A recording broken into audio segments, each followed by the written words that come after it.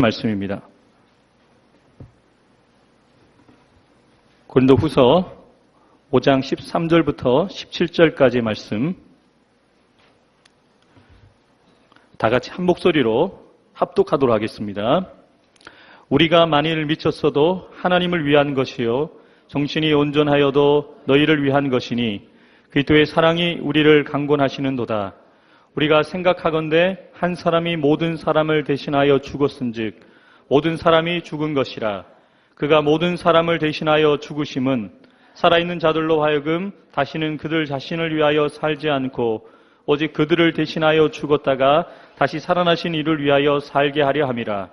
그러므로 우리가 이제부터는 어떤 사람도 육신을 따라 알지 아니하노라. 비록 우리가 그리스도도 육신을 따라 알았으나 이제부터는 그같이 알지 아니하노라. 그런즉 누구든지 그리스도 안에 있으면 새로운 피조물이라.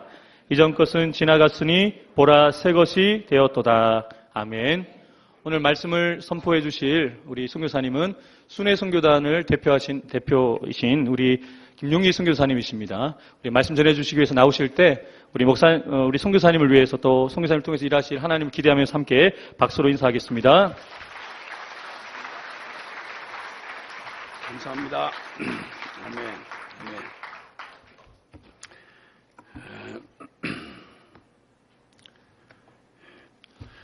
오늘도 우리의 예배를 받으시고 또 우리 가운데 주님의 뜻하신 바를 마음껏 성령으로 역사하실 우리 주님은 살아 계십니다. 우리 주님을 사랑하시는 분만 아멘 하십시다. 아멘. 시편 11편 3절에 보면 터가 무너지면 의인은 무엇을 할꼬? 라는 본문이 있습니다. 터가 무너진다. 건물을 비유로 말할 때는 건물을 이루고 있는 여러 가지 기둥, 지붕, 벽, 그리고 또 안에 되어지는 비싼 매장들 여러 가지가 있을 수 있겠습니다만은 다른 건 혹시 벽이 구멍이 난다거나 지붕이 좀 뚫린다거나 유리가 나갔다거나 뭐 이런 거는 조금 기분 나쁜 일이긴 하지만 그렇게 심각하진 않습니다. 터가 흔들렸다. 이 얘기는 전혀 다릅니다. 건물의 터가 흔들렸다 이러면 건물이 맞이할 수 있는 최대 위기입니다. 터 흔들리면 다 흔들린다는 얘기죠. 그래서 그런 표현은 다른 게 아니라 바로 우리의 삶에도 그런 터와 같은 것들이 있습니다. 우리의 관심사가 늘 자잘한 일상 또 우리에게 부딪혀지는 재미도 꼭 있어야 되고요. 안락함도 있어야 되고 그 중에 또 TV는 빼놓을 수 없지 않습니까? 텔레비는 나의 목자시니 내가 부족함이 없으리로다. 그저 요즘에 이 세상의 문명을 누리는 중에 넋을 홀랑 빼고 그저 특별히 망할 짓 안 해도 망하는 방법이 하나는 텔레비를 24시간 켜놓고 넋을 뺀 채로 계속 성경 읽을 시간도 없고 이웃을 돌아볼 시간도 없고 하나님 만날 걱정할 시간도 없이 텔레비에 푹 파묻혀서 그저 채널을 수없이 돌려서 밤새도록 나오는 채널 정이 볼 게 없으면 골프 프로그램 틀어놓고 계속 그 조그마한 구멍에다가 허영공 집어넣는 거 계속 연구하고 들여다보고 흉내내고 감동받고 졸다가 또 간식 먹다가 또 일어나서 또 보고 사람 망하는 거 특별히 망할 짓 안 해도 요즘에는 그냥 넋을 빼고 살면 저절로 망할 수 있도록 모든 세팅이 다 되어 있는 세상입니다. 그러다가 뭘 놓치는지 아십니까? 삶의 터라고 해당되는 내 인생의 가장 본질적인 걸 생각할 겨를도 준비할 시간도 없이 세월을 탕진하고 보내다가 덜커덕 내 인생의 터가 흔들리는 순간을 맞이할 때 그때 가서 악 하고 놀래기에는 시간이 이미 지났습니다. 그러니까 성경은 말합니다. 터가 무너지면 의인은 뭘 하지? 이렇게 표현했습니다. 제가 한번 그 태평양 한복판에 있는 한 섬을 말씀 전할 기회가 있어서 갔다가 그 섬에서 오랫동안 목회하셨던 분이 겪으신 실화 얘기를 듣는 중에 참 웃지 못할 얘기를 한번 들은 기억이 납니다. 지진이 났었대요. 그 섬에 지진이 났답니다. 그 남해일을 이렇게 남해일이라고 너무 표정 없이 이렇게 들으시면 사람이 같은 마음으로 이심전심으로 들으셔야지 남이 지진 났다고 하면 그냥 표정이라도 이렇게 하고 놀라는 표현하셔야지 이웃을 내 몸같이 사랑해야 할 그리스도인들이 글쎄 남 지진만 났다는데 그렇게 무표정하게 들으시면 곤란합니다. 다시 기회를 드리겠습니다. 지진이 났답니다. 너무 감사해요. 너무 감사해요. 오늘 이 짧은 시간이지만 아주 주님이 역사하시기에 가장 좋은 환경이 지금 준비되어 있습니다. 이심전심으로 할 때 주님이 우리의 마음에 역사하실 수 있는 기회가 훨씬 넓은 거죠. 어쨌든 지진을 한번 경험했는데 대단한 지진이었다고 그래요.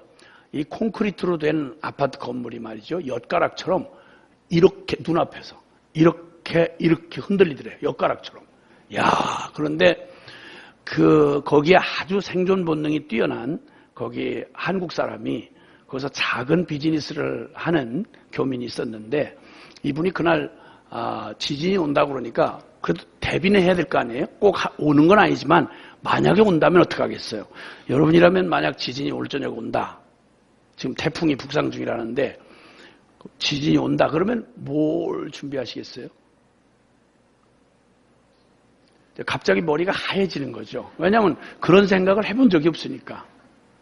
늘 우리는 하는 짓은 망할 짓을 하면서도 늘 희망은 긍정의 힘, 적극적 사고방식으로 희망을 갖고 사니까 잘 되겠지, 좋은 일 있겠지, 괜찮아. 괜찮을 짓을 해야 괜찮지. 망할 짓을 하면서 괜찮을 거야. 나는 행복할 거야. 나는 반드시 행복해야만 해. 그렇다고 내 마음대로 되는 세상이 아니거든요. 미안하고 죄송한 말씀이지만. 그래서 어쨌든 이 사람은 아주 평소에 그 준비가 딱 돼 있던 사람이에요. 생존 본능이 뛰어난 사람인지라 준비를 했습니다. 뭘 준비했는지 아세요? 일단 작은 자금 가지고 하는 비즈니스에 생명이 돈 아니겠어요? 그러니까 은행에 가서 현찰 달러로 전부 캐시를 바꿔가지고 그래서 007 가방에다 한가닥 넣어가지고 그리고 오피스텔이라 하면 자기 사는 공간하고 사무 공간이 같이 있는 그 오피스텔 책상 밑에다가 만반의 준비를 해놓고 007 가방에다 잔금을 다 찾아서 현찰로 찾아서 만약에 흔들렸다 그러면 가방을 들고 튀려고 이렇게 이제 준비를 하고 만반의 준비를 하고 기다렸는데 정말 지진이 왔습니다. 정말 지진이 와가지고 그냥 흔들어대는데 말이죠. 야, 생각해보세요. 이게 층이 높을수록 진폭이 넓어지잖아요. 그쵸? 이렇게 흔드는데 책상이 눈앞에서 이 책상이 그냥 눈앞에서 이쪽으로 꽉 붙여 저쪽으로 꽉 붙여. 그러면 책상만 날아갈까요? 사람도 같이 날아갈까요? 맞아요. 그 말 바로 그거예요. 책상이 날아가니까 사람도 같이 날아간 거예요. 그러면 날아가면서 책상이 벽에 딱 부딪히는 순간 사람 머리도 부딪힌 거예요. 머리도 부딪히고 이쪽으로 또 한번 부딪히고 그 사람들이 예수를 믿으라 그러면 또 주접을 떨고 또 까부는 사람들이 하는 말이 난 너무 배운 게 많아서 머리가 이성적인 이런 특징이 있어가지고 그렇게 막 무식하게 믿고 이런 게 참 어렵다고 이렇게 말하는 조금 개념 없는 사람들 있잖아요. 그렇죠? 뭘 좀 배웠느니 하면서 이성주의니 지성주의 하는 사람도 있잖아요. 근데 사람 지성이라는 거 간단하게 2번만 부딪히면 지성이고 나발이고 박사학위 5개라도 그냥 한순간에 끝장이 그냥 회로가 확 엉켜버리는 거 그냥. 지성이니 이성이니 별소리 다 해봐야 여러 번 말고 2번만 정확하게 탁 부딪히면 이성이고 지성이고 나발이고 다 사라지고 본능만 남는 거예요. 본능만. 그래서 본능만 남으니까 이 사람이 본능으로 그렇게 흔들어대는데 글쎄 여진으로 막 계속 흔들어대는데 세상에 그 와중에 막 책상이 날아다니고 막 다 사방 날아다니는데 글쎄 세상에 그중에 그 007 가방을 들고 그리고 그렇게 흔들어대는 계단을 발목 하나 삐지 않고 그걸 정확하게 튀어나온 거예요. 그리로 기뻐해 주시기 바랍니다. 그렇게. 하여튼 살아나와가지고 자기 스스로 난 진짜 생존 본능이 뛰어난 놈이다. 그리고 자기 스스로에게 감동을 받아가지고 난 정말 대단한 놈이야. 그러면서 가슴을 쓸어내고 이렇게 기쁨으로 한숨을 돌리는데 아직도 여진으로 계속 쉬었다 흔들어 쉬었다 이러는데 거기 아파트 입구로 이게 막 골목으로 시멘트 분진이 막 새감에 떨어질 거 아니에요. 아니 하얗게 그냥 그 시멘트 분진이 막 입구로 막 꾸역꾸역 밀려 나오는데 간신히 숨을 돌리고 그걸 뒤돌아보고 있는데 거기서 뭐가 어른어른하면서 뭐가 사람 하나가 어른어른하고 막 하게 뒤집어져 쓴 채로 누군지 모르게 나오는데 나와가지고 막 기침을 콜록콜록 하면서 이걸 쓰다듬어서 이제 이걸 이렇게 먼지를 쓸어 내리는데 세상에. 그게 누구냐면 자기 부인이 죽지 않고 살아나오더랍니다. 지금 무슨 상황이 벌어졌는지 여러분 감이 잘 안 오시는가 봐. 내가 힌트를 분명히 드렸어요. 그냥 사무실이 아니고 오피스텔이라고. 거기는 주거 공간하고 사무 공간이 같이 있다고 분명히 힌트를 드렸어요. 그러니까 거기에는 007 가방만 있었던 게 아니라 살아있는 마누라도 같이 있었다는 얘기예요. 얘기가.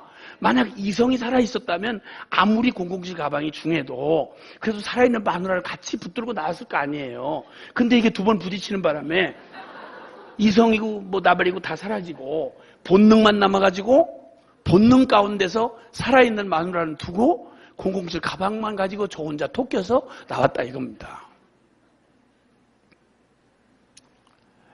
그놈이 어떻게 됐을지는 차마 제가 말을 할 수가 없어요. 난 마음이 여려서 그런 얘기를 참 전할 수가 없어요, 진짜. 그래서 그놈이 뒤늦게 깨달은 사실은 지진보다 더 무서운 건 지진에서도 죽지 않고 살아나온 마누라가 더 무섭다는 걸 뒤늦게 깨달았지만 그러나 시간이 늦은 거죠.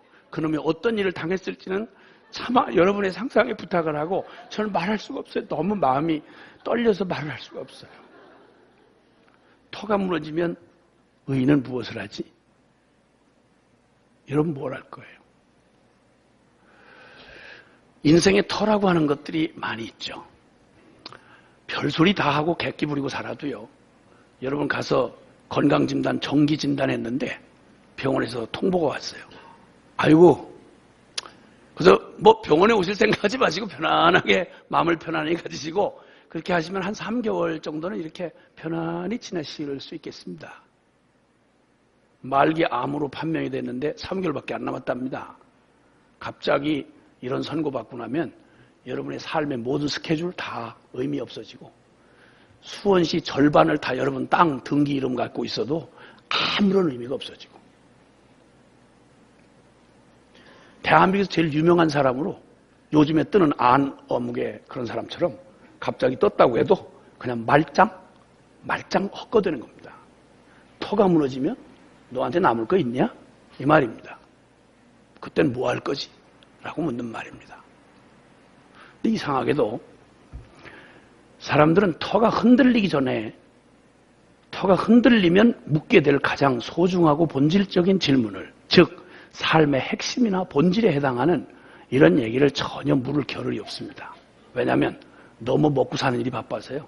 놀고 흐드러지게 죄 짓는 게 너무 바빠서 이 땅에 눈에 보이는 거 만지고 느끼고 감각하는 게 너무 바빠가지고 그래서 무슨 그런 얘기합니까? 무슨 철학 시간도 아니고 무슨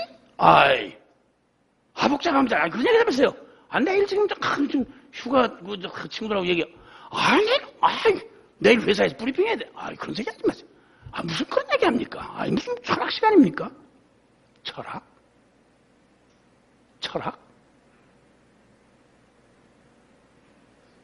인생이 농담입니까?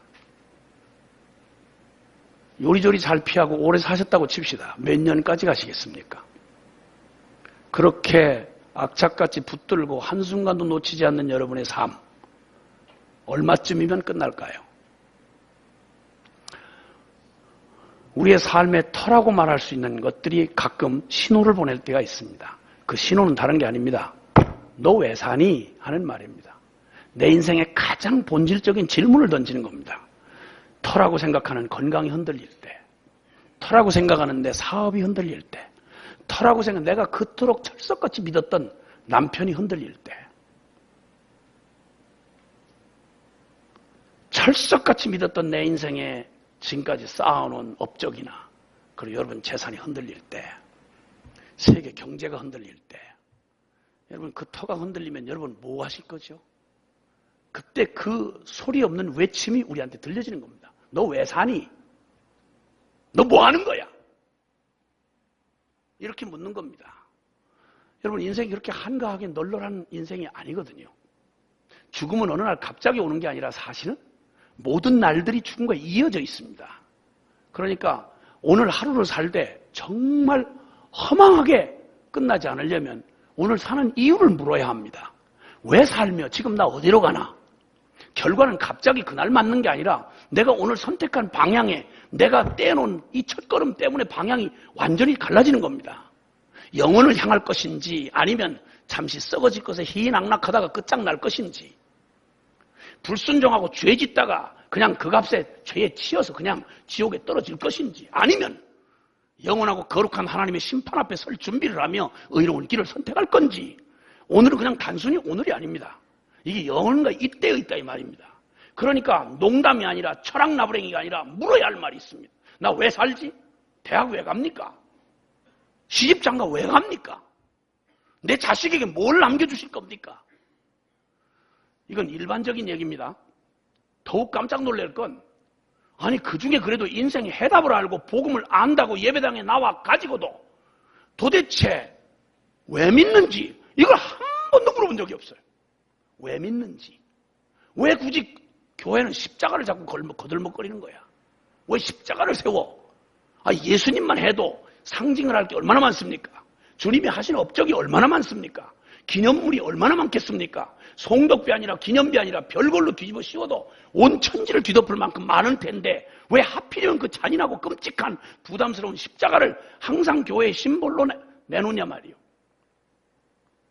믿음의 중심에 서 있는 십자가의 복음에 대해서 신앙생활 하면서 교회를 다녀요. 예배 시간 나와 찬송가도 하고 뭐 예배도 하고 봉사도 하고 교제도 하고 다 하는데, 근데 다른 건 다 못해도 한 가지 꼭 물어야 될 게 있습니다. 나 왜 교회 나오지? 도대체 왜 예수 믿는 거야? 그 십자가는 뭐 하는 얘기야 그거? 가장 본질적이고 가장 근본적인, 이거 없으면 나머지가 아무런 의미가 없는 가장 본질적인 복음에 대해서 다른 일에는 그렇게도 관심을 많이 두고 다른 일은 그렇게도 많이 아는데 정작 가장 신앙의 본질이요 핵심인 십자가 복음에 대해서는 아는 바가 별로 없고 고민해 본 적이 없어. 그냥 믿었다 치고 안다 치고, 아이고 뭐 그 십자가 참 중요하대요. 뭐 하나님이 뭐 세상을 이처럼 사랑하사 뭐 아들이 십자가 우리 죄를 위해서 대신 죽었는데요. 과거 현재 미래 죄를 다 해서 돌아가셨대요. 아유 잘 몰라요. 그냥 뭐 그렇다고 그러니까 믿는 거지 뭐. 아유 할렐루야. 난 더군다나 모태신앙이에요. 그냥 뭐 믿어서 다닌다기보다는 운명으로 그냥 다니는 거예요. 그러고 교회 밥을 많이 먹는단 말입니다.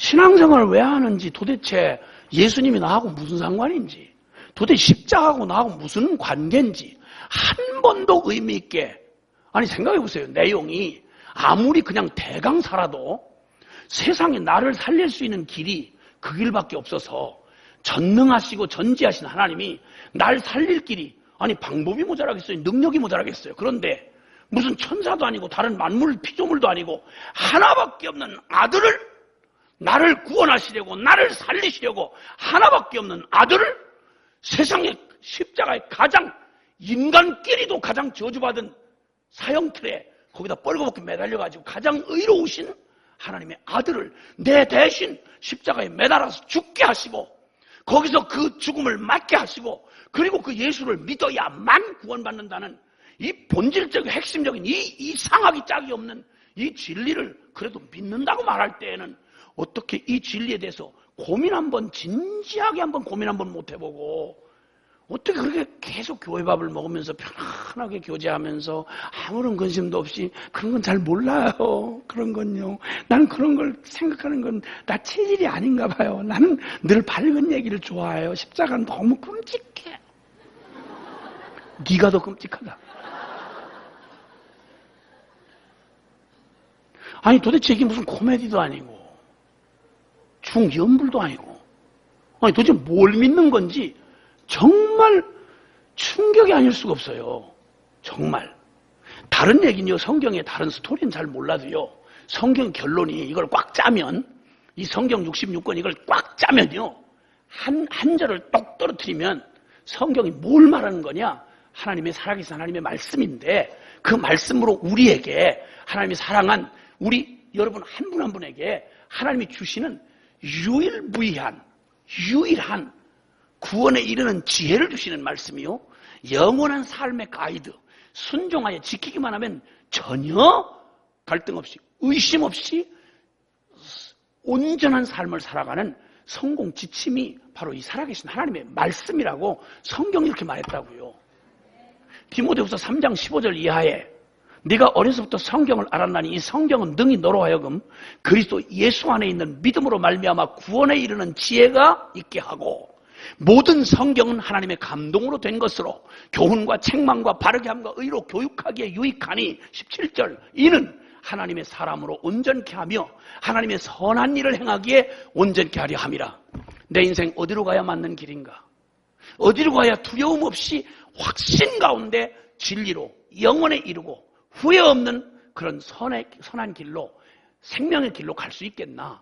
세상에 아니 무슨 숨겨진 보물지도 하나 확실한 것만 하나 붙잡아도 팔자를 고쳤다고 말할 파인데 내 인생을 영원히 후회하지 않을 가장 확실한 진리요 생명의 도를 그냥 생각 없이 그냥 순종하고 가기만 하면 거기 구원을 얻고 세상에 하나님을 살아계신 하나님을 만나고 영생을 얻고 죄에서 구원함을 얻으며 지옥의 멸망에서 건짐을 받고 하나님의 선한 일을 하는데 전혀 지장 없이 완벽하고 성공적인 삶을 살 수 있는 완전한 지침서가 성경 말씀이라고 분명히 성경이 주셨는데 이 성경을 꽉 짜면 더 짜면 무슨 말인가 하니 하나님이 세상을 이처럼 사랑하사 천지를 창조하신 살아계신 하나님이 조물주 하나님이 세상에 나 같은 찌꺼기 같은 인생을 이처럼 사랑하사 독생자를 주셨으니 이는 저를 믿는 자마다 멸망하지 아니하고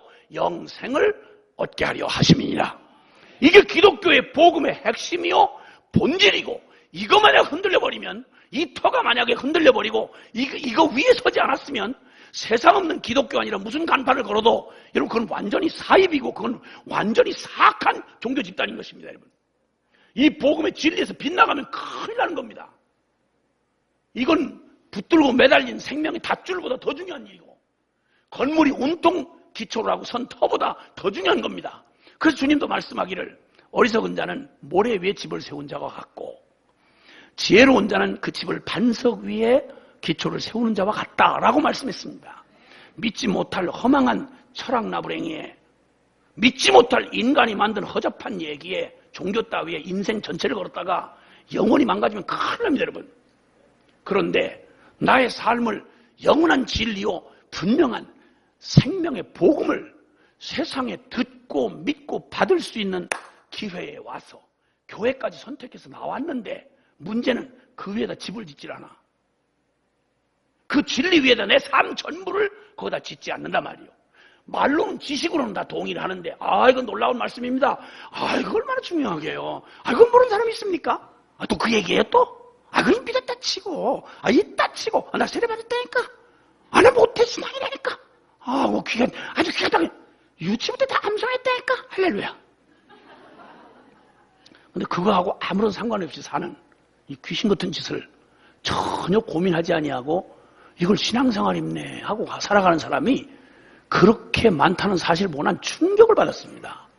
이게 무슨 농담도 아니고 픽션 소설이라도 이게 얼마나 가슴 떨릴 일입니까? 신과 만난다. 근데 그냥 신도 아니고 잡신이 아니라 살아계신 천지를 창조하신 살아계신 하나님 이분과 만나는 얘기가 신앙 얘기라 이 말입니다. 아멘. 그리고 이 복음의 진리가 우리를 진단하시는데 세상에 우리가 태어나면서부터 아담의 후손으로 죄 가운데 태어나 죄 중에 살다가 죄 가운데 심판받고 영원히 지옥 갈 수밖에 없는 이 영원한 운명 히브리서 9장 27절에 사람이 한 번 죽는 건 하나님의 정한 법이요 그 후에는 심판이 있으리라.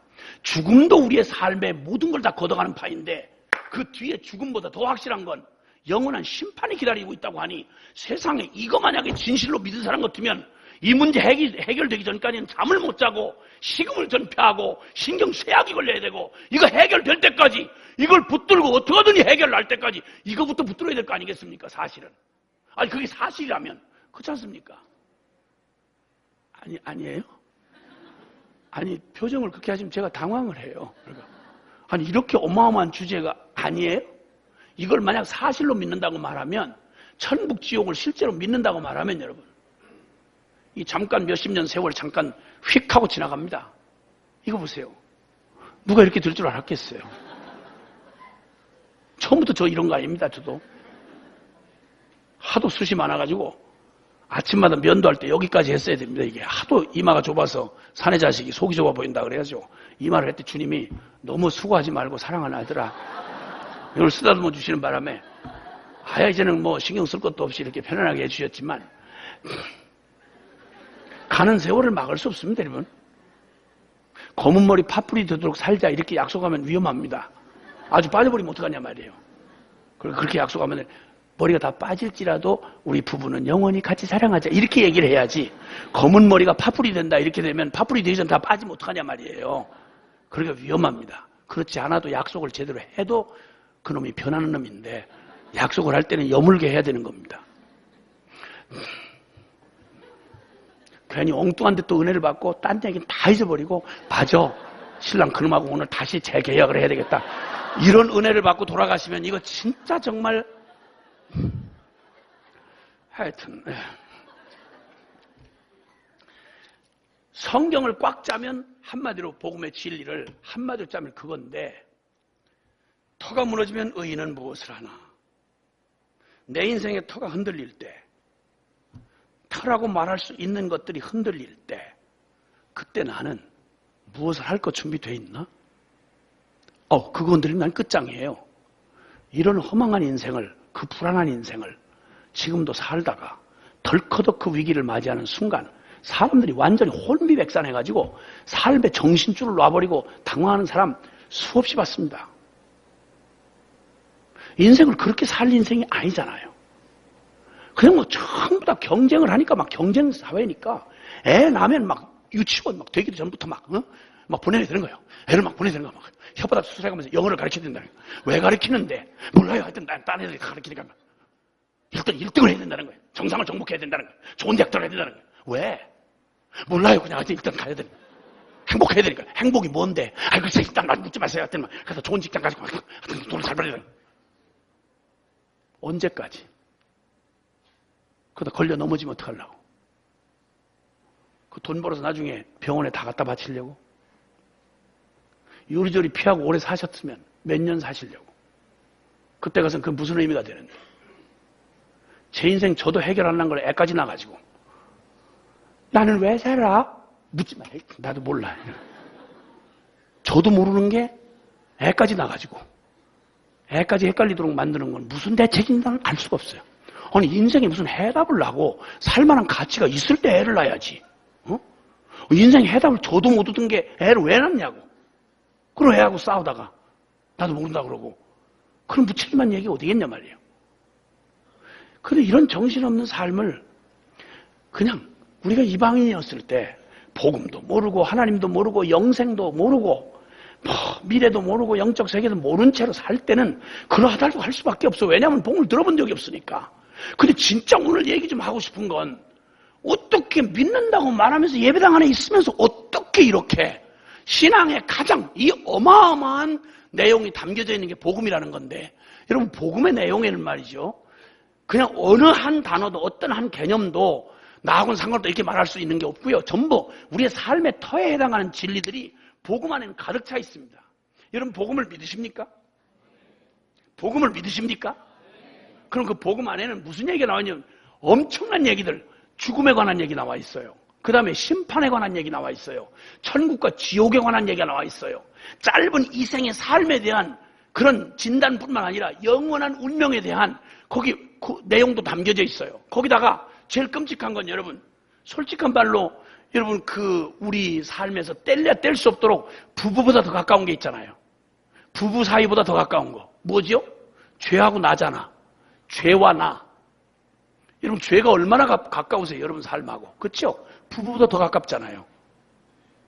곤란할 때는 표정을 딱 굳히고 가만히 계세요. 잘못하면 옆에 사람이 눈치채니까. 죄하고 나하고 얼마나 가까우시냐고요. 이 교회 안에 계시는 성도님들에게 묻는 말인데 여러분하고 죄하고 얼마나 가까우시냐고요. 뭐세요? 상관없어요?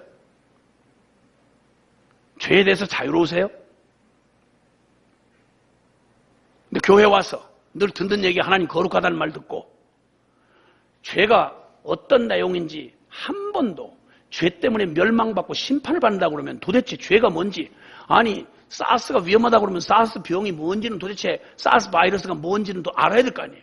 관심을 둬야 될 거 아니에요. 이게 왜 무서운지. 에이즈가 무섭다 그러면 에이즈가 뭔지 도대체 무슨 결과를 가져오는 정도는 정보를 들어야 될 거 아니에요. 다른 일에는 그렇게 호들갑을 떨면서 에이즈, 사스, 나병 모든 걸 다 합친 것보다 더 끔찍한 말이 뭐냐면 내가 죄인이란 말입니다, 여러분. 이 죄를 가지고는 결코 하나님을 배울 수가 없습니다, 여러분. 그러니까 주님이 요한 1서 3장 4절 5절에 예수께서 이때 이 세상에 오신 것은 우리의 죄를 없애려고 오셨다. 그는 죄는 없으시니라. 8절에 죄를 짓는 자마다 마귀에게 속하나니 마귀는 처음부터 범죄함이라. 그러므로 하나님의 아들이 나타나신 것은 마귀의 일을 멸하려 하심이라. 죄와 이 영적인 이 사탄과의 관계가 무시무시한 이런 죄의 운명을 조금만 생각해 보면 우리가 날마다 그렇게 나이스하고 그래서 뗄래야 뗄 수가 없어서 날마다 죄와 더불어 살아가는 이 죄가 우리에게 얼마나 끔찍한 우리의 숙제며 우리의 운명인지를 이걸 깨닫고 나면 다른 어떤 관심보다 다른 무슨 세미나보다 어떻게 하면 내가 죄에서 자유로울 수 있는지, 내가 어떻게 하면 죄를 이길 수 있는지, 내가 어떻게 하면 이 죄에서 구원받을 수 있는지 이 문제에 대해서 무엇보다도 관심을 더 기울여야 될 거 아니겠어요? 암병 걸린 사람은 어떻게든지 이 암에서 다른 일 제쳐놓고 이 암에서 벗어나지 않는 다 헛거니까 이 암에서 살아날 수 있는 길을 위해서 온 관심과 시간과 정력을 다 기울일 거 아니냐 말이에요. 그날 깜짝 놀란 게 교회 다니는 사람들 쳐놓고 기도마다 뭐라고 그러는 거 아니? 지난주에는 우리가 또 죄를 졌습니다. 어쩔 수 없이 죄를 졌습니다. 용서해 주시길 바랍니다. 그리고 다음 주에도 너무 기대를 하지 마시길 바랍니다. 뭐 어차피 죄를 질 건데 또 와서 확실히 회개는 하겠습니다. 그러니 용서해 주시길 바랍니다. 이런 분위기로 기도를 하면서 죄를 떠날 생각을 꿈에도 하지 않고 고민 한 번 없이 살아가는 이 개념 없는 교인들이 세상에 난 예배당 안에 그렇게 많은 줄 알고 나니까 충격이 아닐 수가 없었습니다. 성경을 편견 없이 조금만 읽어보세요. 하나님 거룩하다는 말은 죄를 용납하실 수가 없고 그분은 존재적으로 죄가 있는 곳에 함께 하실 수가 없어요. 미안하지만 아무리 정신통일을 해도 죄를 버리지 않는 한 하나님이 여러분과 함께 할 수 없다고요. 그럼 열일 제쳐놓고 내 인생에서 하나님이 나와 함께 할 수 있다면 없다면 모든 비극의 원인이 하나님이 함께 할 수 없는 게 비극이잖아요. 근데 이 복음 안에는 이 끔찍한 내가 스스로 벗어날 수도 이길 수도 없는 이 죄를 어떻게 우리가 이기며 어떻게 이미 죄인인 우리를 구원해 주시며 어떻게 죄에서 자유롭게 되며 어떻게 죄를 승리하고 살 수 있는지 복음이 기쁜 소식이 그 복음이다 이 말입니다. 할렐루야. 그리고 거룩한 하나님과 동행을 한다. 어떤 영적인 깊이로 가서 하나님과 동행을 하겠어요. 근데 주님이 약속하시는 예수님 이름이 임마누엘인 거 아시죠? 한번 따라해보세요. 임마누엘. 하나님의 우리와 함께 하시다 이 말이에요. 예수님이 십자가의 복음을 통해서 이뤄놓은 최고의 축복이 있다면 영원히 죄인으로서 심판받아 하나님과 영원히 저주받아서 분리됐던 죄인인 우리가 볼지어다 마태복음 28장 20절에 볼지어다 세상 끝날까지 너희와 항상 함께 있으리라. 아멘. 복음 중에 최고의 복음은 여러분 수많은 고민이나 그 어떤 대책보다도 가장 완전한 하나님의 약속이 하나 있다면 내가 너와 함께 하리라. 주님과 함께하면 밤이면 무슨 상관이 있겠어요? 주님이 함께 하시는데 낮이면 무슨 상관이 있겠어요? 주님과 함께 하는데 잘 될 때든 못 될 때든 위험할 때든 뭐 평안할 때든 주님만 함께 하면 주님과 나와 함께 하기만 하면 그것보다 더 복음이 어디 있겠냐고. 할렐루야. 그 주님이 이기게 할 것이고 해결해 주실 것이고 건져 주실 것이고 채워 주실 것이니 복음 중에 최고의 복음, 결론의 복음은 하나님이 우리와 함께하는 겁니다. 근데 이 함께하려고 하면 하나님이 임재하신다. 복음에 담겨진 내용이 하나님의 임재, 하나님이 우리와 동행하시는 거, 죄사함 받는 거, 죄에서 구원받는 거, 지옥에서 천국으로 보내주시는 거, 그리고 기도하면 예수 이름으로 기도하면 하나님이 우리의 기도를 들어주신다는 거, 천지가 다 흔들릴 만한 어마어마한 주제가 복음 안에 가득 담겨져 있는데 이런 본질적인 주제에는 전혀 개념도 관심도 없고 온통 관심은 어떻게 하면 성공하나, 어떻게 하면 번영하나, 어떻게 하면 마음이 편안하나, 어떻게 하면 나이스하게 즐기면서 그냥 부담을 별로 안 느끼면서 세상도 즐기고 하나님도 나를 버릴 수 없도록. 그래서 나는 너무 극단적으로 이렇게 흑백 논리로 얘기하는 사람들은 정말 부담되고 싫어요. 그래서 나는 솔직하게 말해서 세상을 사랑하지 말라고 그러면 나는 짜증나요. 저는 세상을 사랑해요. 그리고 솔직히 세상을 사랑하면 사랑한다고 해야 될 거 아니겠어요? 물론 주님도 사랑하고요. 그래서 주님 사랑은 51%, 세상 사랑은 49%. 그러니까 세상보다는 조금 주님을 더 사랑한다고 말할 수 있겠죠? 귀신아.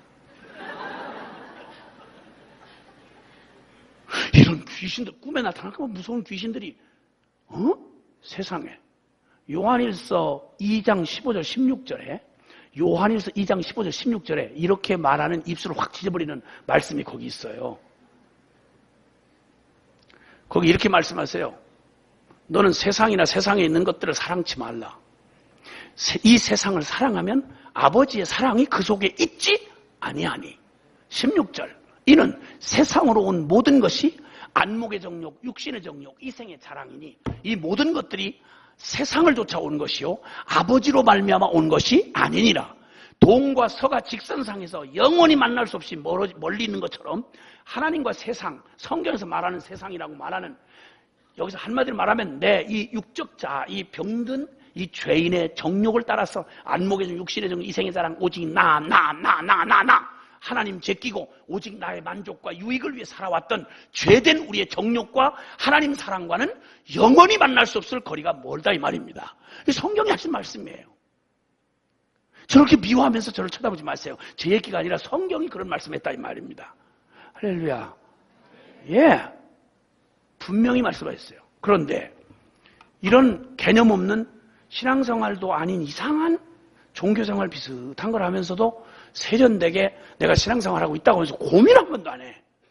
하나님 만날 두려움 한 번, 고민도 없고 천당, 지옥에 대한 고민 한 번 없이 죄에 대해서 한 번 심각한 이거 한 번 없으니까 십자가 얘기는 아이고 저 세례문답 때 한 번 했던 얘기, 아이고 기독교에서 늘 하는 얘기, 기본적인 그냥 메뉴 이런 정도 믿었다 치고 있다 치고 이렇게 대강 그 위에다가 가정 위에다가, 그러니까 실제는 없는데 믿었다 치고 하는 가정 위에다가 신앙의 집을 쌓으니까 어느 날 한번 이단이 와서 발로 툭 차면, 신천지고 구천지고 한번 툭 차면 그냥 통째로 갖다 엎어지는 거야 그냥. 이단이 대단해서가 아니라 교회가 얼마나 허접하면 한국에 지금 이단이 얼마나 설치는지 아시죠? 은퇴하는 거 말고 현역으로 뛰는 자칭 구세주만 29놈이래요. 한국에서 현역으로 뛰는 것만. 자칭 지가 메시아라고 말하는 현역에서 지금 현재 뛰고 있는 자칭 메시아만 한국 땅 좁은 땅 안에 29놈이 지가 하나님이라고 정신없이 개념 없이 나타나가지고 현역으로 설치고 다니는 놈만 29놈이래. 두 놈은 지금 퇴장당했고 하나 더 또 퇴장당했잖아 이번에. 삼진 아웃 해가지고 퇴장당했잖아 그냥. 이단이 문제가 아니고요. 제대로 믿는다고 하는 우리 신앙이 실제가 전혀 안 된 채로. 죄송하지만 따라해 주시면 좋겠습니다. 나를 움직일 수 없는 믿음은 결코 믿음이 아니다. 그 목소리가 너무 슬프게 들리는 게 이상하네요. 그죠? 다시 한 번만. 나를 움직일 수 없는 믿음은 결코 믿음이 아니다. 아멘? 착각하지 마셔야 됩니다. 내가 지식적으로 동의하고 있기 때문에 어렸을 때부터 모태신으로 태어나서 부인해보진 않았지만 뭐 믿는다고 말하기는 어려워요. 그러나 뭐 부정은 할 수 없을 것 같아요. 뭐 하나님 살아계시지 않을까요? 우리 아빠 때부터 믿었는데 뭐 그 특별히 뭐 특별한 관계가 있는 건 아니지만 하나님이 그렇다고 돌아가셨다고 말하기는 좀 곤란한데 그냥 살아계신 것 같아요. 그러니까 믿는 거 아니겠어요? 밥을 많이 먹여야 돼. 그런 사람은 하여튼 밥을 많이, 말을 하지 말고 밥을 많이 먹여야 돼. 이렇게 정신사납게 교회를 다니면서 스스로 자기를 자기가 믿어. 난 그러니까 믿는 건가 봐. 이렇게. 제가 이 교회를 섬기고 다니다가 한 30년을 제가 이렇게 복음을 전하러 다니는데 하여튼 교파라고 생긴 데는 궁금할 데가 없을 만큼 30년 이게 서 있을 수 있는 한, 자빠져 쓰러지지 않는 한 이렇게 하고 30년을 쫓아다니다 보니까 저는 어지간히 이렇게 해서 이렇게 얼굴만 이렇게 한번 가면 청중들 이렇게 얼굴만 대강 봐도 서당계 3년 풍요로움잖아요. 한 30년 다른 걸로 만난 게 아니라 저는 복음으로 사람들의 내면과 영혼만 그냥 골똘히 이렇게 가지고 그러고 섬긴 사람이라 이렇게 대강 이렇게 뵈면 대강 이렇게 어지간히 감이 와요. 지금 표정 바꾸지 마세요. 내가 지금 다 봐놨기 때문에 지금 바꾸면 아무 도움이 안 된다니까. 대강 이렇게 보면 알겠어요. 그 중에 말이죠. 진짜 재밌던 거 하나는 한국에 오래된 그래도 전통적으로 오래됐다고 자랑하는 교회들이 많이 있잖아요. 한 40년, 60년, 100년, 130년. 제일 오래된 교회가 130년 조금 넘었어요. 거기에 웬만한 교회 이렇게 가봤거든요. 제가 말씀 전하러.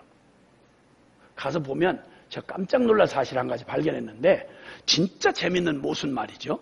그 뭐냐면 복음이란 기쁜 소식이죠. 그거는 아시죠? 복음이 슬픈 소식이 아니라는 건 아시죠?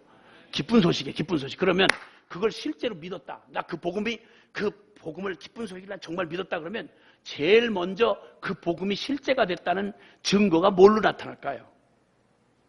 기쁜 소식을 아니 내 안에 기쁜 소식을 받아들였단 말이야. 그 기쁜 소식이 실제가 됐어. 예를 들자면 내가 그렇게 소원하던 것에서 자유를 얻었고 뭐 건강을 얻었고 뭐 하나님을 만났고 있으면 제일 먼저 나타나는 반응이 뭐죠? 얼굴 표정이 기쁨으로 충만하겠죠. 복음이니까. 기쁜 소식을 믿었으면 그 사람이 제 기쁜 소식이 실제가 됐으면 제일 확실한 증거는 기쁠 거 아니겠어요? 기쁠 거. 그쵸? 그쵸? 그럼 교회 가서 보면 오래된 교회는 막 3대, 4대, 5대, 6대째까지 이렇게 모태신앙들이 있어요. 대대로 믿는 사람들 있잖아요. 예? 부모님 때부터 그냥 대대로 이렇게 믿어가지고 태어나 보니까 이미 모태신앙으로 태어나졌고 그래서 예배당을 떠날 수가 없는 슬픈 천명을 띠고 이 땅에 살아가는 사람들 그런 사람을 모태신앙이라고 그러잖아요. 예? 그래서 그 모태신앙으로 태어나서 믿는데 그러면 싫든 좋든 말 배울 때부터 성경을 막 주입식으로 배울 거 아니에요. 경건한 부모님이 가만 안 둘 거 아니야. 말도 가나다라 순서대로 안 배워요. 경건한 집에서는 하나님 하부터 해라 하! 이래가지고 애가 처음 말을 배울 때 가나다라 순서대로 못 배워요. 하나님 하자부터 해야 돼.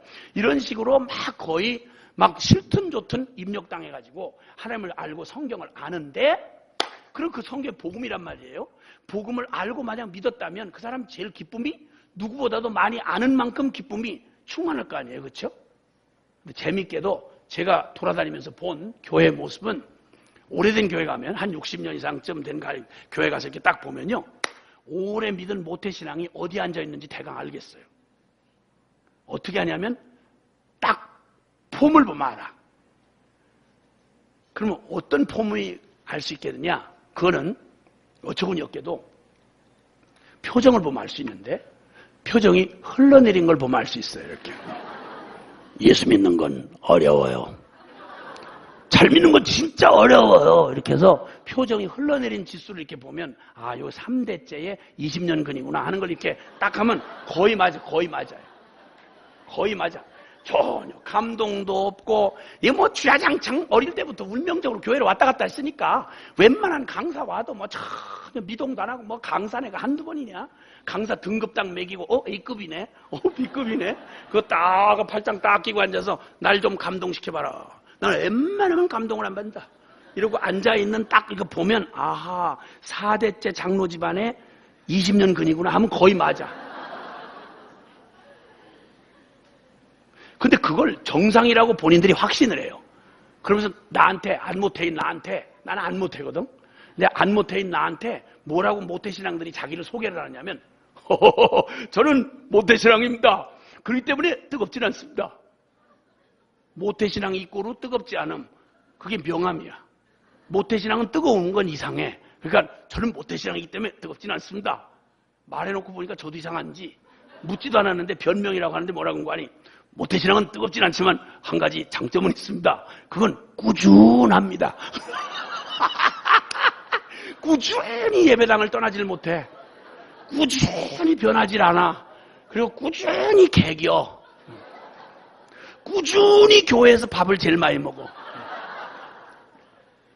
그리고 이 모태신앙들이 제일 정서적으로 어려워하는 게 난 깜짝 놀랐어요. 복음의 핵심이 십자가 아니야.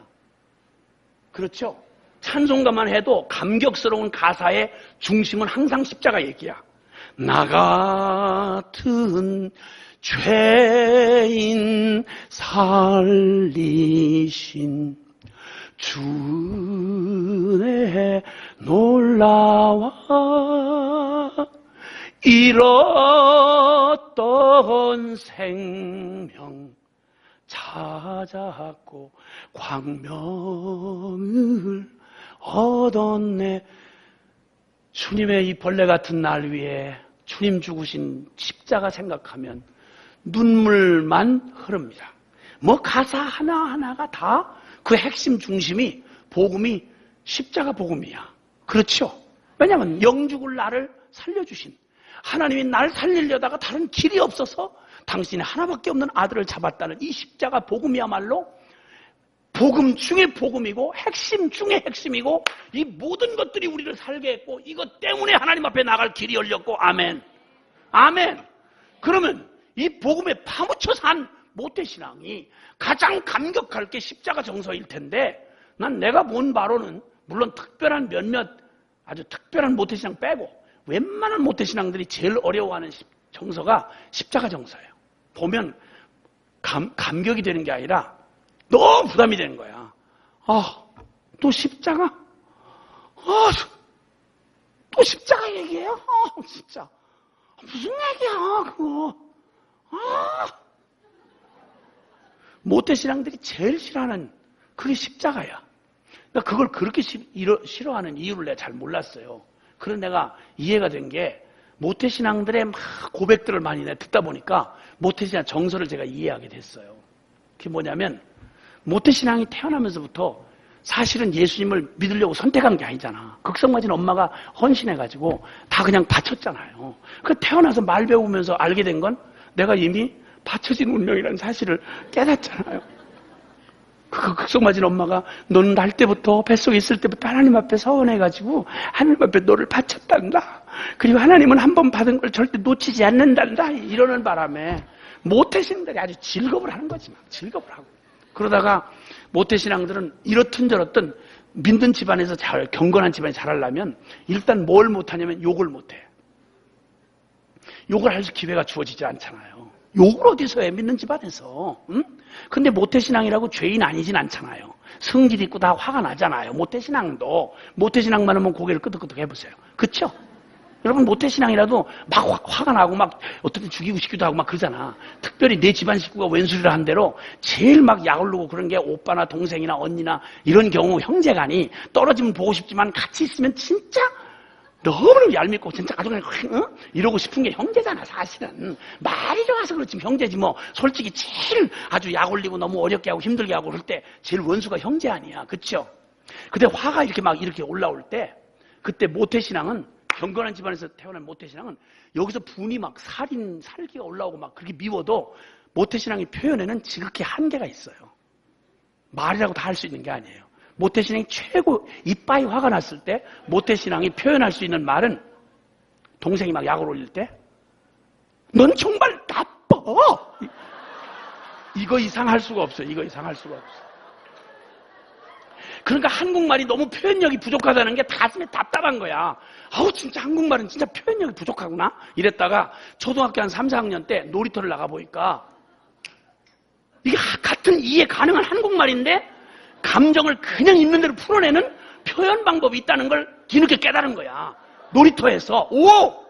한국말은 표현력이 충분하구나. 이런 걸 이제 깨닫고 그냥 거기서 은혜를 잔뜩 받고 집으로 돌아왔다가 마침 동생이 약을 올리는데 별 생각 깊이 해보지 않고 낮에 받은 그 놀이터에서 받은 은혜가 그냥 그대로 작동이 돼가지고 용서하세요. 캐스키. 이렇게 이제 했단 말이지.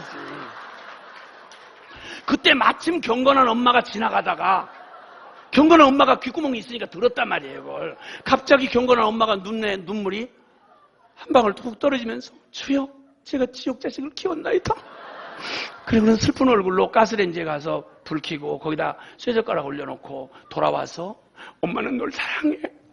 그렇기 때문에 나는 네가 욕을 하고 네가 입술이 멀쩡한 채로 지옥 가는 것보다는 네 입술을 지질지라도 차라리 천국 가는 걸 난 원해. 그러고는 뻘겋게 단 쇠젓가락 가지고 애 입술 지진다고 쫓아다 애가 막 경기를 하고 막 넘어가고 1시간 자술서 쓰고 막 싹싹 빌고 이렇게 해서 간신히 위기를 넘어간 뒤로부터는 다시는 의식이 있는 한 개하고 새끼를 한꺼번에 데려오는 일은 생전에는 있을 수가 없어. 모태신앙.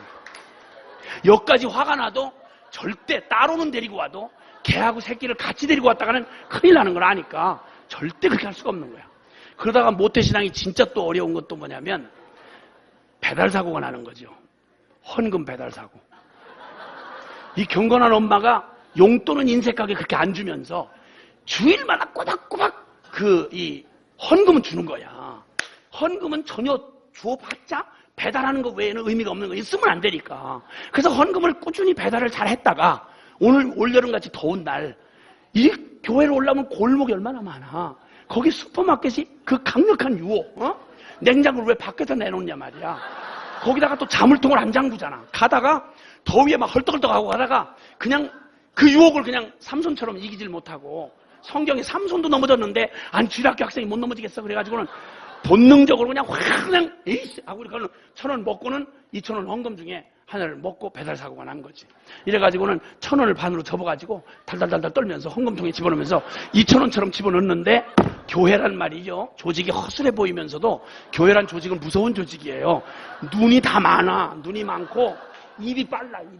그래가지고 애가 늘 2,000원씩 하던 애가 갑자기 떨면서 반을 접어 넣는 걸 반사가 봤단 말이에요. 교사가 득달같이 전화를 요즘에는 스마트폰이 그냥 있으니까 탁 해가지고 어머나 집사님 너무 가슴이 아파요. 우리가 다 한 공동체 아니에요? 그렇게 어려우면 기도 부탁을 하셨어야지. 세상에 우리 믿음 좋은 집사님이 아무리 어려워도 헌금을 줄이는 걸 못 봤는데 어떻게 글쎄 오늘 글쎄 댁에 아이가 2,000원씩 하더라 헌금을 1,000원만 1,000원? 가스레인지 불 켜고 그 다음에 쇠젓가락 올려놓고 그 다음에 요한계시록 21장 8절 거짓말하는 자 유황불에 들어가서 다다다다 하는 거 그 본문 펴놓고 너 이리 와. 엄마는 너를 사랑하기 때문에 너를 지옥 보낼 수는 없어. 그렇기 때문에 너는 이래가지고 1,000원어치 아이스크림 먹고 20만원어치 맞고 그 다음에 막 거의 경기할 만큼은 자술서 1시간 쓰고 싹싹 빌고 막 이렇게 해서 간신히 그 위기를 넘어간 거지. 그리고 중학교 올라가면 중등부 들어가자마자 편입 딱 되자마자 수련회에 끌려가는 거지. 수련회에 끌려가면 예의 둘째 날 불을 컴컴하게 끄고 전도사님이 모기신 전도사님이 뜨거 하면 지옥의 막 무서운 장면을 막 이렇게 얘기를 막 겁을 이빠이 준 다음에 죄를 쓰라고 A4 용지를 다 나눠주는 거예요. 죄를 쓰는데 거기 안모태 교회 한 번도 안 나간 놈이 처음 나온 안모태 이 자식은 와가지고 또 친구 끌어왔다가 무슨 말인지 한마디 못 알아듣고 방언처럼 못 알아듣다가 죄라고 하는 얘기를 딱 듣는 순간 지가 지금까지 살아온 게 다 죄잖아. 죄라고 하는 한 이해 가능하고 그냥 쓸 게 너무 많은 거지. 그래서 막 한 바닥을 신나게 막 물 만난 고기처럼 죄를 한 바닥을 다 쓰고 안 못해. 그 놈이 처음 들어온 놈이 그 교회 처음 와본 놈이 그냥 막 죄를 한 바닥 쓰고는 한 장만 더 주세요. 그렇게 하고는 막. 근데 모태신앙은 이런 시간을 맞이할 때 제일 미치겠는 거야. 그냥 뭘 죄진 걸 쓰라는데 뭘 쓸 게 있어야지. 그러니까 1. 엄마 말씀 안 들었어요. 2. 개하고 새끼하고 같이 데려왔다가 거의 죽을 뻔했어요. 3. 헌금 배달 사고 나서 거의 20만원치 맞았어요. 그리고 몇 가지를 적어놓고 그 다음에 막 전도사님이 막 눈물 흘리면서 막 옆구리를 창에 찔리시고 막 십자가에 매달려가지고 막 피를 흘리고 막 이렇게 하시는 예수님을 막 이렇게 하시는데 모태신앙은 그걸 볼 때마다 정서적으로 너무 어려운 거야. 왜 저러시나 예수님. 내가 다 일일 결산 다 했는데 뭘 대신 내 죄를 대신 갚아줄 게 없잖아. 매일 결산을 그때그때 단박단박 했으니까 뭘 밀린 게 없는데 뭘 대신 뭘 갚고 그리고 솔직한 말로 아이스크림 1,000원어치 먹은 거 대신해주면 2,000원 갚아주면 될 일이지 뭘 막 창에 찔리고 이렇게 하고 막 이렇게 하냐 이거야. 그러니까 십자가를 보면 막 짜증이 나고 미치겠는 거야. 왜 저러나 저거. 진짜 십자가에 왜 나한테 하냐 이거야. 저런 안모태들 A4 용지 2페이지 쓴 놈 그런 놈들을 위해서는 주님이 죽으셔야 되지만 나는 근데 여러분 아무리 그래도 우는 분위기에서 눈물 안 나오면 그 보통 어려운 거 아닌 거 아시죠? 초상집에 가서 아무 상관없는 집에 가서도 눈물 안 나오면 진짜 어려워요. 그 안모태는 막 떼굴떼굴 굴르면서 막 예수님이 진짜 다는 몰라도 하여튼 지가 죄를 이만큼 졌는데 저렇게 매를 만들어라는 건 자기를 위한 거니까. 안모태는 처음 오자마자 은혜를 받아가지고 막 눈물로 막 대굴대굴 굴르고 난리를 치는데 모태신앙은 그럴 때 너무 어려운 거지. 우는데 분위기가 영 눈물이 나와야지. 그 애를 쓰다가 드라마 슬픈 장면을 떠올리다가 눈물이 한 방울 쑥 나오려 어머나 성령님 역사했구나 하고 지 눈물에 지가 놀래가지고 막 은혜 받았다고 또 간증하고 난리를 했다가 나중에 그거 다 영빨 떨어지고 또 몸부림을 치고 이렇게 하다 대학을 갔으니 대학 갔는데 미쳤어요. 교회 왜 나와? 왜 나오냐고. 그 순진 무구하던 시절에 엄마 아빠 눈이 무서워서 나왔지 미쳤다고 나오냐고. 교회 젊은이들 모태신앙 젊은이들 몇 명 남아있는지 한번 가만히 보세요. 한번 몇 명이나 남아있나. 지금 대학가에 여러분 조금 관심 있는 분들 아시겠지만요. 대학가가 복음화율이 제일 높았거든요. 지금 대학가에 제 스스로 잘 믿는 것만 넣어놓고 지가 예수 믿는다고 표현하는 분보다 3%가 안 된대요. 거의 불무지가 됐어요.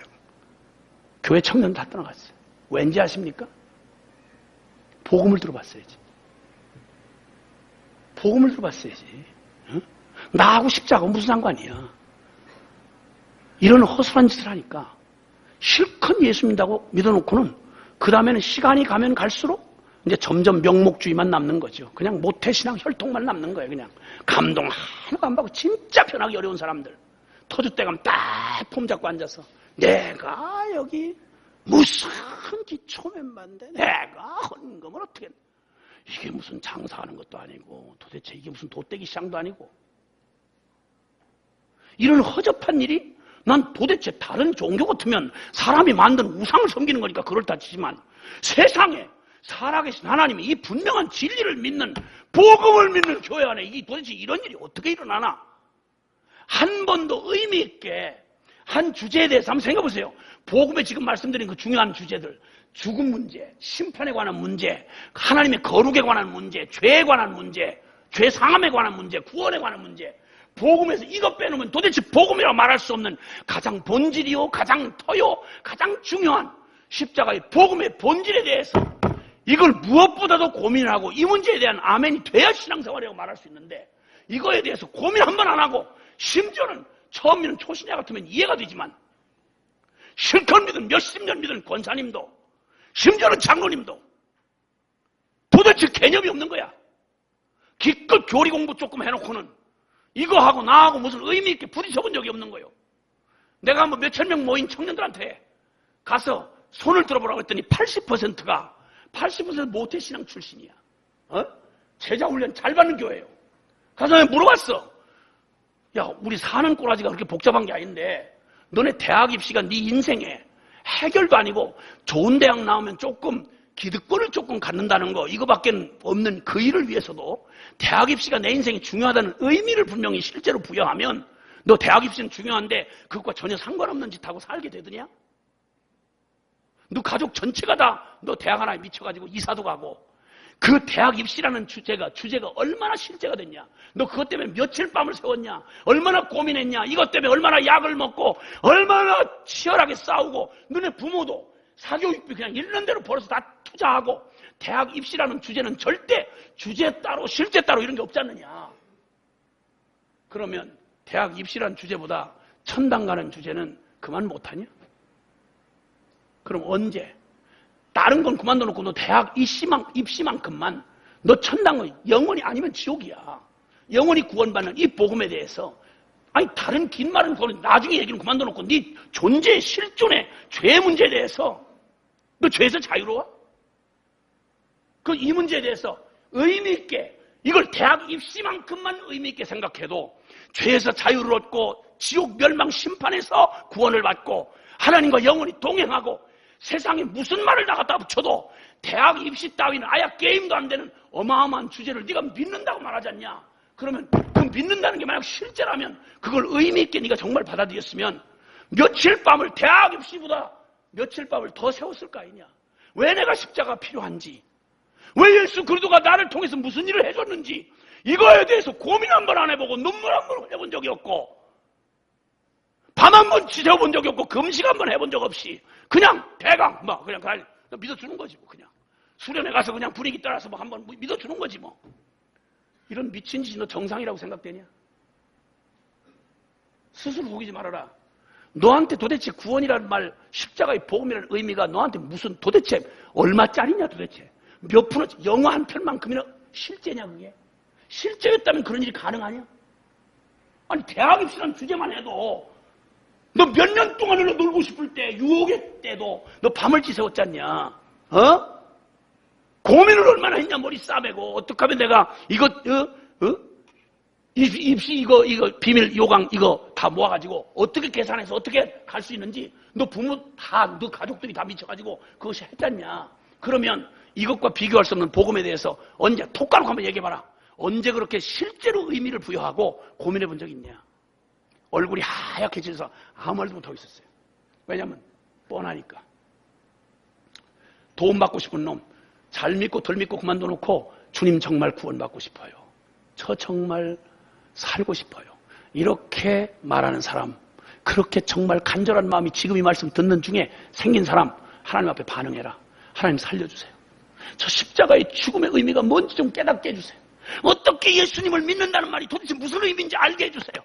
어떻게 거룩한 하나님 앞에서 내가 이 죄에서 자유로울 수 있는지, 어떻게 승리할 수 있는지, 어떻게 구원받을 수 있는지, 어떻게 거룩한 하나님을 두려움 없이 만날 수 있는지 제발 이것 좀 저한테 좀 알게 해주세요. 이거 알기 전까지는 다른 모든 게 의미 없으니까 나 이것 좀, 이거 알기까지 날 물러설 수 없습니다. 하나님 날 좀 살려주세요.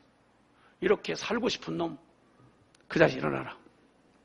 그랬더니 그 많은 젊은이들 가운데 전부 믿는 자녀들이에요. 훈련받았고 리더들도 포함되어 있고 그들 중에 내가 눈을 의심할 정도 80% 가까이 다 일어났어요.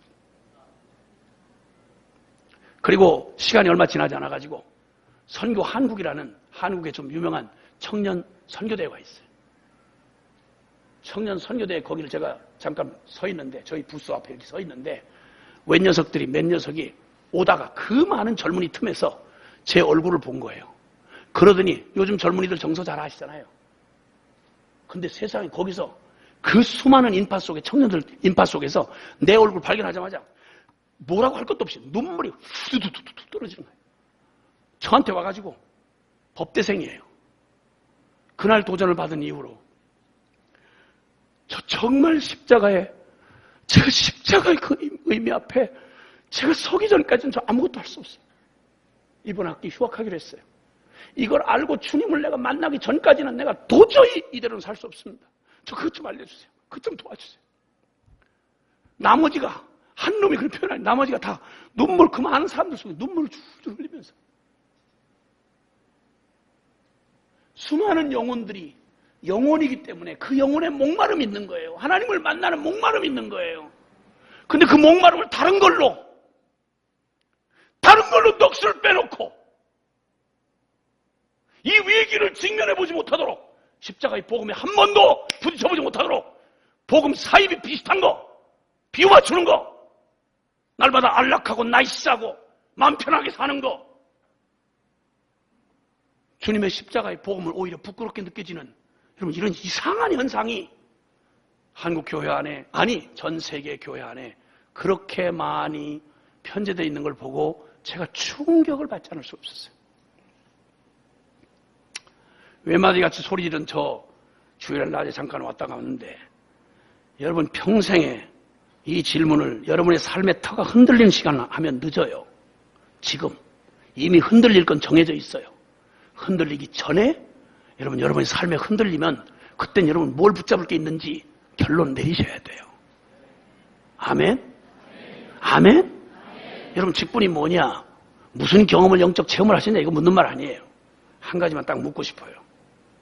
여러분 십자가에서 주님이 여러분의 이름표 달고 여러분이 되어 죽었다는 말은 그 말은 거꾸로 어떤 메시지냐면 넌 죽는 거 외에는 다른 소망이 없는 자다 이 말이에요. 그래서 주님이 우리의 저주와 심판과 죽음을 내 이름과 내 자격으로 예수님을 십자가에서 하나님의 공의는 이루어져야 되니까 내 대신 죽이시고 거기에 죽게 하시고 그 심판을 끝을 내시고 그리고 이제는 내가 예수 죽을 때 사실은 내가 죽은 거 아니에요. 오직 나 하고 살아왔던 이 병든 자, 하나님 나를 하나님으로 삼고 내 배를 영광으로 삼고 살아왔던 오직 나에 미쳐 살아왔던 죄에 장아찌 된 나 여기에 미쳐 살아왔던 변하지 않는 이 꼴통 같은 이 죄의 장아찌 같은 내 존재. 여러분 연구 깊이 할 거 없이 여러분이 조금만 양심적으로 여러분 존재를 한번 살펴보세요. 누구보다도 자기 부인을 하면서 율법을 지키며 살아왔던 바울이 고백한 로마서 7장 24절에 성경에 기록된 사람 중에 가장 사람들에게 칭찬받을 만큼 율법에 흠이 없이 살아왔던 바울이 그가 나중에 복음에 비답해 자기의 내면이 드러나고 나니까 뭐라고 고백하는 거 아니? 오호라 나는 곤고한 사람이라. 누가 나를 이 사망의 몸에서 건져내랴. 남들은 눈을 가리울 수 있고 남은 속일 수가 있는데 하나님 내 영혼을 보시는 주님 앞에 내 이 더러운 내 내면의 심령은 도대체 지워지질 않는다. 바뀌어지질 않는다. 율법은 간신히 지켜서 남에게 눈가림을 할 수 있는데 율법을 지키는 동안 내 안에는 여전히 내 정욕과 싸운다. 오라 나는 곤고한 사람이라. 누가 나를 이 사망의 몸에서 건져내랴. 여러분 가장 성자처럼 살았던 바울이 이런 절규를 해야 한다면 대강사는 우리야 오죽하겠습니까? 그러니까 십자가 복음입니다. 여러분 우리로서는 안 되니까 주님이 십자가 복음으로 우리를 초대하신다 이 말이야. 그래서 그 앞에서 얼마나 내가 소망 없는 존재인지를 누구 말할 것도 없고 내가 십자가 진리 앞에 서서 나의 처절한 나의 실존을 변명 들어놓지 말고 부딪혀보면 내게서 어떠한 구원의 소망이 없고 내가 완벽하게 위기의 인간 중에 내가 최고의 위기의 인간이구나 하는 걸 깨닫게 돼요. 이럴 때 빈손들과 앞에 나와서 빈손들과 앞에 와 십자가를 붙드네. 의가 없는 자라도 도와주심 바라고 생명샘에 나가니 주여 나를 구원해 주소서. 나로서는 소망이 없습니다. 주님 나는 나 하나도 용납을 못하고 사랑하는 내 가족도 내가 사랑할 수가 없습니다. 원수는 그만둬놓고 주님이 주신 계명을 그만둬놓고 나는 나 하나도 죄를 이길 수가 없고 비참한 나의 실존을 바꿀 수가 없으므로도 애를 써도 몸부림쳐도 남에게는 칭찬을 받는데 남의 인정과 평판이 두려워서 신앙생활을 열심히 하는 것처럼 하긴 하는데 그 한 갈망이 분명히 내 안에 있긴 있는데 여전히 내 속에는 또 다른 정욕이 나를 날마다 사로잡아서 나를 걸고 넘어지니 하나님 앞에 내가 설 수가 없습니다. 여러분 이런 실존의 비참함을 내 마음에 사형선고를 받기까지 십자가 앞에 나를 직면해 보면 그러면 왜 십자가만이 복음이 돼야 되는지를 그때서 우리가 알게 된단 말입니다. 이럴 때 하나님이 우리에게 십자가 부활의 복음으로 찾아오신 주님이야말로 진짜 이게 복음이구나 하고 주님의 죽음에 나의 죽음을 함께 합하고 그리고 이제는 갈라디아서 2장 20절의 말씀 내가 그리스도와 함께 십자가에 못 박혔나니 그런즉 이제는 내가 산 것 아니요 오직 내 안에 그리스도께서 사신 것이라. 이제 내가 육체 가운데 사는 것은 나를 사랑하사 나를 위하여 자기 몸을 버리신 하나님의 아들을 믿는 믿음 안에서 사는 것이라. 여러분 이게 모든 그리스도인이 생명으로 복음을 만난 그리스도인이 자신의 고백으로 고백하는 고백이 갈라디아서 2장 20절이에요. 예수 믿는다는 말이 생명의 고백이 된 사람은 어떻게 고백하는 거 아니? 내가 예수님과 함께 십자가에 못 박혔다. 그런즉 이제는 내가 사는 것 아니다. 오직 내 안에 그리스도가 사신다. 육체에 사는 이유는 나를 사랑하사 나를 위해 자기 몸을 버리신 부활하신 주님이 나의 전부가 되어서 내 삶의 주인이 되어 살아가신다는 걸 믿는 믿음 안에서만 내가 사는 것이다. 아멘. 아멘. 이 고백이 여러분 안에 실제가 된 적이 언제 있으시냐 이 말이에요. 이거 전혀 고민도 생각도 안 해본 채 그냥 덜렁덜렁 그저 열심히 칭찬받으면서 하니까 집사님도 되고 권사님도 되고 잘 모르겠어요. 나 그런 거 잘 모르겠어요. 아유 우리 아들 잘 되기만 하면 뭐 난 소원이 없어요.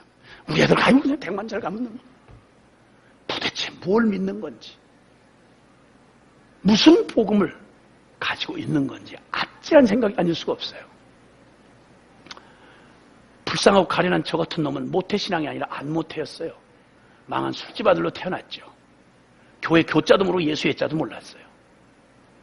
술집 하다가 갑자기 망한 아버지가 저희 가족을 비참한 뒷골목에다 남겨놓고 소망 하나 보이지 않는 절망의 청소년기에 발악할 힘도 없이 저에게 운명처럼 정말 주어진 망한 술집 아들, 부끄러운 혈통, 중학교 중퇴, 아버지가 남겨간 지긋지긋한 가난, 그리고 용기가 없어서 세상을 대면하여 살 용기가 없어서 자살을 꿈꾸는 비참한 자학증에 시달리는 청년 시절.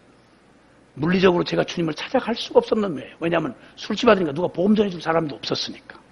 하나님의 특별하고 설명할 수 없는 말로 저를 기가 막히게 예배당에 밀어 넣으시고 그리고 난 거기서 아주 평범한 주일 낮설교를 몇 주를 사건이 해결될 때까지 예배당을 나갈 수밖에 없는 그 코스에다 집어넣으셔서 할 수 없이 저 초라하게 저 뒷자리에 이방인처럼 앉아가지고 생전 처음 듣는 단어, 생전 처음 듣는 말, 하나님, 멸망, 구원, 요한복음 3장 16절 하나님이 세상을 이처럼 사랑했는데 독생자를 주었다. 그분이 예수라는 분이다.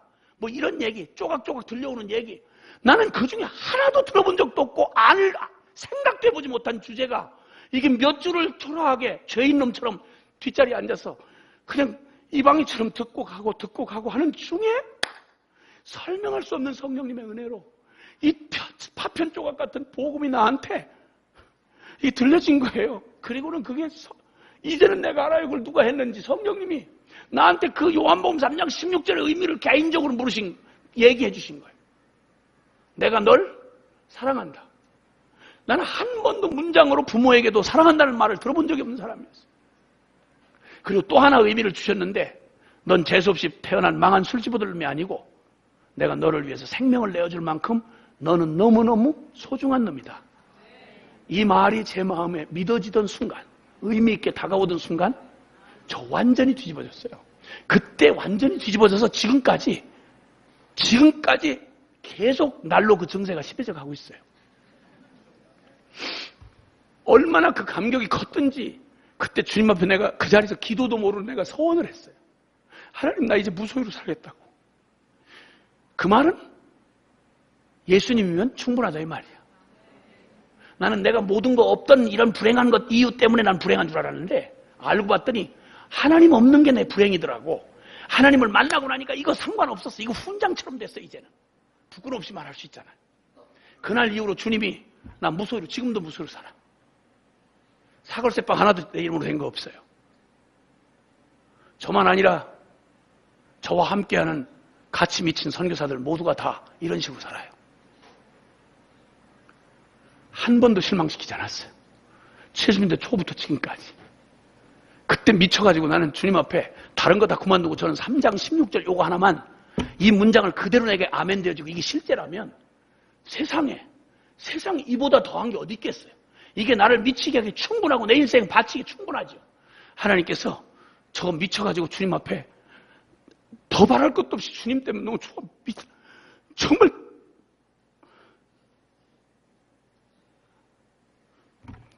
예수님 만나고 제가 시골교회에서 10년 동안 안수시대 될 때까지 잘하는데 제가 기억하는 한 예배 시간에 눈물 없이 예배를 들어온 기억이 안 나요. 어떻게 나 같은 놈을 사랑하는 사람이 있다고 해도 난 감동될 텐데 하나님이, 천지를 창조한 하나님이 나를 사랑할 수가 없는 나를 사랑해야 하기에 당신의 하나밖에 없는 아들을 잡아서 나를 구원한다고 십자가에 당신 아들을 잡았대. 다 의미를 다 몰라도 이 어마어마한 얘기에 내가 충격을 안 받을 수가 없는 거예요. 미쳤어요. 내가 미쳤어 완전히. 이래가지고 그날로부터 미쳐가지고 주님한테 미쳐가지고 이걸 어떻게 해야 될지를 모르겠는 거예요. 근데 천당에 안 데려가시는 거예요. 주님이. 난 천당 데려가는 줄 알았더니 천당에 안 데려가면서부터 역사가 복잡하게 꼬이기 시작해서 웬 여자가 하나 날 따라다니기 시작했단 말이에요. 국민 여러분 믿어주세요. 내가 그 여자를 따라다닌 게 아니라 그 여자가 날 따라다녔다는 이게 중요한 얘기예요. 너무 따라다니면 미안해서 결혼을 했어요. 결혼했는데 주님이 충성 때 여기서 70대 후반에 박통 시절에 애 안 낳는 게 애국하던 시절인데 애를 5을 주셨어요. 입양한 애들 말고 순수 우리 집에서 낳은 애들 5 애들 낳자마자 내가 예수 믿은 사건보다 더 큰 게 없는데 내 인생에 이 아이들 낳는 쪽쪽 다 선교사를 바쳤어요. 물어볼 필요가 뭐 있어요? 그게 모태신앙의 운명인데. 그 다 태어나기 전에 걔들은 선교사 다 바쳐버린 거예요. 그리고 지금 다 선교사가 돼 있어요.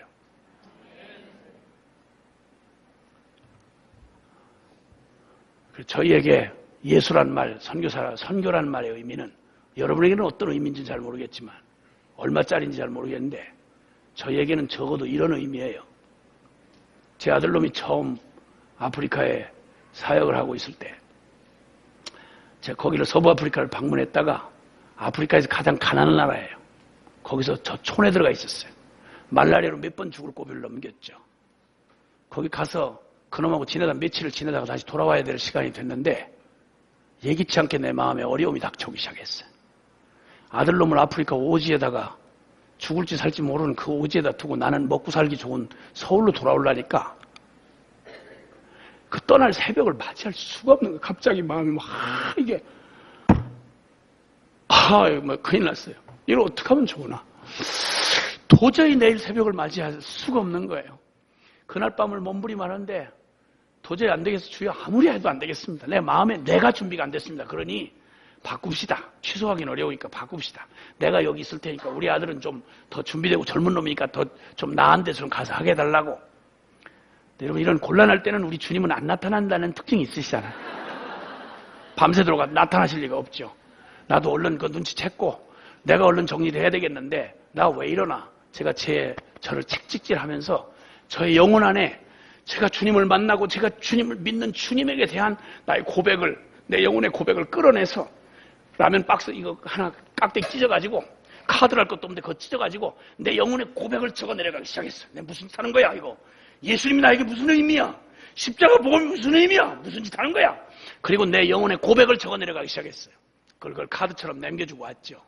몇 년 지난 다음에 애들이 뿔뿔이 일찍 선교사 때문에 된다고 일찍 나가 있던 애들이 모처럼 한 자리에 모였을 때 제 생일을 맞이했어요.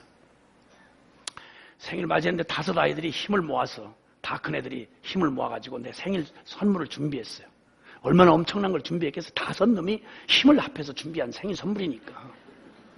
케이크를 내 얼굴 반만한 걸 준비해왔어요. 난 케이크 그렇게 조그만 걸 케이크라고 한다는 걸 처음 알았고 자식 5을 줘도 전혀 도움이 안 된다는 걸 그때 깨달았어요. 그 케이크 요만한 걸 갖다 놓고 거기다 한마디씩 축하의 말을 하는데 마지막 제 큰아들 놈이 아프리카 선교사인 그 놈이 마이크를 잡은 거죠. 그래서 이렇게 얘기하더라고요. 아빠 그 오셨을 때 저한테 카드 남겨주고 가신 거 기억나세요? 아, 그럼 뭐 카드라고 할 수 있나? 내가 알지. 저 그거 아빠 떠난 뒤에 늘 벽에다 붙여놓고 늘 힘을 얻곤 했어요. 아빠 마지막에 뭐라고 썼는지 기억나세요? 생각해 보려고 했지만 그건 어려운 일이었습니다. 그래서 네가 내 기억력을 알지 않냐? 그랬더니 얼른 눈치를 채고 아빠 이렇게 쓰셨습니다. 그리고 들려주는 아들의 입에서 나오는 말은 제 영혼 저 밑바닥에서 건져낸 고백이었기 때문에 어떻게 잊을 수가 있나요? 제 존재인데. 그 마지막 기록한 카드의 말을 그놈이 이렇게 들려주었습니다. 아빠 이렇게 썼습니다. 사랑하는 아들아, 우리 땅끝에서 죽어 하늘 복판에서 만나자. 아빠 그 말 제 영혼에 새겼습니다. 그리고 땅끝이라고 알려진 한 나라를 제 마음에 주셔서 그리로 떠나기로 했습니다. 믿음의 선배 되어줘서 고맙습니다. 땅끝에서 죽어서 하늘 복판에서 아빠 떳떳하게 만나고 싶습니다. 가장 불행했던 저 같은 놈 만나주신 복음은 십자가 복음이면 충분했습니다. 그리고 그 복음이 우리 가족을 그렇게 만들었고 지금도 저희 가족에게는 그것뿐입니다. 그뿐만 아니라 제가 지금까지 그 주님을 만나고 지금까지 살아온 동안 만난 수를 세할 수 없는 수많은 젊은이들, 자살을 꿈꾸고 인생을 어둠 가운데 헤매던 친구들이 제가 만난 이 복음을 만나면 뒤집어져서 그들의 삶을 기꺼이 하늘에 썩어지는 미랄로 주님 앞에 바치고 지금도 지구촌 곳곳에 수많은 이들이 그들의 생애를 불태우며 거룩한 예수 생명으로 살아가는 그 증인들을 수없이 세워주셨습니다. 나는 오늘 기대를 하고 왔습니다. 하늘꿈 연동교회 사랑하는 주의 백성인 여러분들의 가슴에 외마디라도 여러분의 가슴에 이 복음이 닿기만 하면 여러분을 이처럼 사랑하사 하나밖에 없는 아들을 2000년 전 갈보리 언덕 여러분을 위해 기꺼이 당신의 아들을 포기했던 하나님의 그 사랑이 여러분을 분명히 변화시킬 수 있고 여러분의 순종을 통해 온 열방이 주님의 영광을 보게 될 것을 믿는 믿음 말입니다. 기도합시다.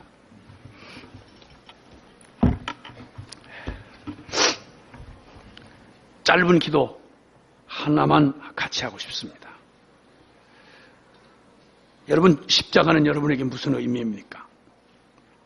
그리고 십자가에 당신의 생명을 내어주며 여러분의 이름을 부르다가 죽었던 예수 그리스도, 하늘의 왕자요, 그리고 영원히 거룩하니요, 그리고 영원인 땅을 심판하실 심판자이시며, 그런데 유일한 구원자가 되셔서 여러분을 위해라면 기꺼이, 여러분 하나를 위해서라도 기꺼이 하늘의 영광을 버리고 십자가에 기꺼이 죽으실 수 있는 그 예수 그리스도, 그분이 여러분에게 무슨 의미입니까?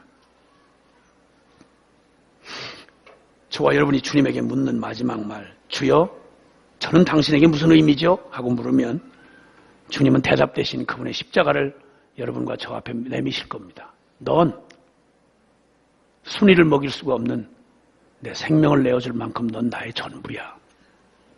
그 주님이 여러분에게 묻는 질문이 있습니다. 야, 사랑하는 아들아, 사랑하는 내 딸아, 그러면 나 예수는 너에게 무슨 의미냐?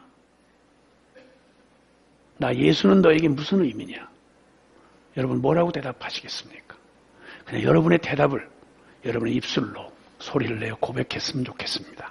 그 기도 하나를 함께 하기를 바랍니다. 기도합시다. 사랑하신 아버지, 아버지, 사랑합니다. 아버지, 저의 전부이십니다. 아버지, 저의 전부이십니다. 아버지, 주님은 순위를 먹일 수가 없는, 주님은 나의 전부이십니다. 주님,